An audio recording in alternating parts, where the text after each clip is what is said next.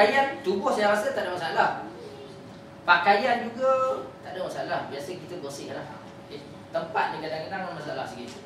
Sebab apa? Kadang-kadang setengah orang dia tak biasa, kan? Kita ada semayang selepas kuliah tu semayang. Kita semayang kat sini kan? Kan? Dan kita boleh ke semayang ni? Kan?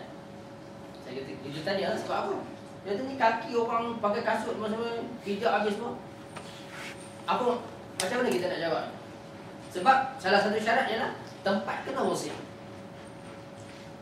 Bersih ni maksudnya tidak ada ain najis di situ. Kekotoran tak ada, tak nampak. Solat. Tak perlu prayer mat. Nak pakai boleh lah, pakai. Tapi tak perlu. Dan juga saya sebut benda ni sebab ni muda-muda ramai suka main bola, tengah padang apa semua. Masuk waktu boleh solat lah. Atas padang, solat lah. Solat. Dan saya galakkan tuan-tuan dan perempuan, terutama yang muda-muda ini, cuba amal. Kita tak salah untuk kita beriadah, sukan semua, main bola apa semua, nak main kriket dengan apa kan, sampai waktu maghrib pun, tapi kita solat daripada. Kita solat daripada. Amalkan benda itu. Tak ada masalah sebenarnya. Kita salah satu kita menunaikan tanggungjawab kita kepada Allah Subhanahu Wa Taala. Dan yang kedua, dia salah satu daripada cara kita berdakwah. Bukan saja berdakwah kepada orang bukan Islam, tapi juga berdakwah kepada orang Islam. Menunjukkan bahawa Islam ni simple, mudah. Allah Subhanahu Wa Taala mensyariatkan agama yang mudah untuk kita. Jangan tinggal solat. Tapi kemudahan diberikan, kita nak solat. Ada orang tanya berkenaan dengan, kalau kadang-kadang kalau tuan-tuan dan perempuan pergi di Timur Tengah ke, solat raya, buat di tempat terbuka kan. Dan juga beberapa tempat di Malaysia juga sekarang telah mengamalkan solat raya ni buat di tempat terbuka. Kadang-kadang tu dia kata nampak di gunung sana ada najis. Ya, kalau di negara Arab tu nampak lah najis unta lah macam-macam kan. Tempat kita solat tak ada najis. Solat benda yang 3 depa apa semua tu bukan tempat kita solat. Bukan tempat kita solat. Dan juga dulu bila ditanya, saya tanya salah satu kuliah masa kami belajar dulu, imam yang mengajar tu dia kata Rasulullah SAW solat di atas binatang tunggangan dia, unta. Sebelum Nabi solat tu dia basuh najis unta tak? Unta sudah tentu tak basuh najis dia, tapi orang yang nak solat atas dia tu basuh tak najis unta tu? Tak basuh lah. Jadi maknanya kalau tempat yang kita solat tak ada najis, tak ada najis. Dan itu juga jawapan kepada orang tanya macam mana dengan kita solat sekarang ni, anak kita pakai pampers duduk atas kita. Dalam pampers tu ada najis. Dan kita bau dia memang buat kerja lah. Kan? Kita tengah solat. Macam mana tu? Tengah orang dia kata bersentuhan najis kan? Sebenarnya tak ada masalah. Najis tu ada kat dia, bukan ada kat kita. Dan juga berkenaan dengan budak yang belum sunat. Ya, sebab orang Melayu dulu lah, sekarang ni saya rasa kebanyakan orang dah faham. Tapi kalau dulu masa saya kecil, budak yang tak sunat lagi ni tak boleh duduk dalam satu saf pun. Kalau bersentuh dengan budak tu, bukan orang yang sentuh tu, no. Yang duduk ujung saf sana pun batal juga wudu. Satu saf tu batal wudu. Itu jawapannya lah. Rasulullah SAW solat di atas binatang tunggangan. Binatang tunggangan tu ada najis. Tapi Rasulullah SAW solat. Okey, itu bersih ya, bersih daripada najis. Yang kena menutup aurat. Menutup aurat ni jelas lah laki-laki macam mana. Dan saya nak sebut sikit sebab ada beberapa bulan yang lepas ada orang hantar email. Ada orang tanya, dia kata seolah-olah mewajibkan sangat mesti lengan panjang nak solat. Mesti lengan panjang kan. Dua jawapan berpandukan kepada hadis Nabi SAW. Nabi solat semasa dia berihram. Ihram Nabi ni macam mana? Nampak ketiak? Nampak ketiak Nabi ya? Sebab dalam kita belajar pergerakan solat nanti, sahabat yang nampak Nabi sujud itu, dia kata sampai nampak putihnya ketiak Nabi. Dan semasa itu Nabi berihram.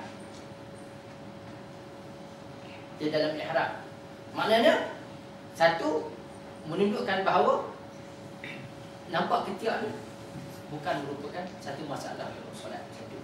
Yang kedua, Rasulullah SAW, salah satu jubah yang dia pakai adalah jubah Yaman. Tuan-tuan sampai sekarang pun tanya orang Yaman, jubah Yaman ni di Malaysia pun sekarang ramai orang suka pakai jubah Yaman ni dengan pendek. Dan Nabi pakai jubah Yaman yang orang bagi pada dia.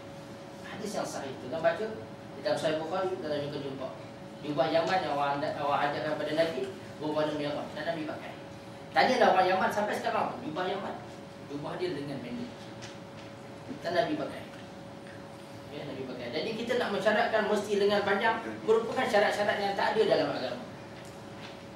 Syarat-syarat yang tak ada dalam agama. Dia nak pakai biar dia. Tapi untuk dia menentukan bahawa ini dia mesti berpandukan kepada Quran ataupun sunnah Nabi SAW.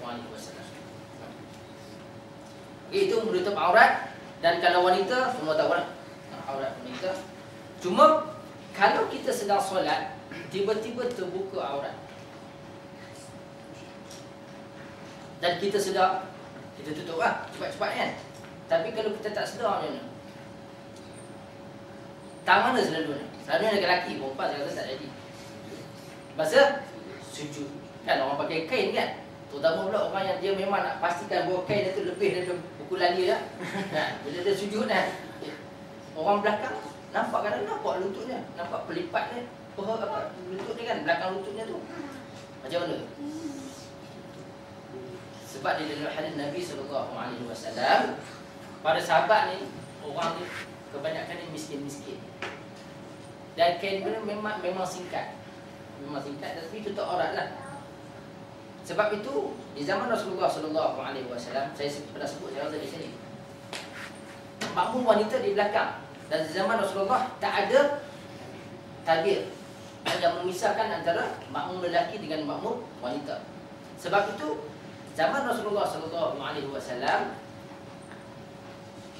Nabi tak benarkan kaum wanita tu, Nabi suruh kaum wanita tu sujud tu biar lama sikit untuk memastikan makmum lelaki dah naik berdiri.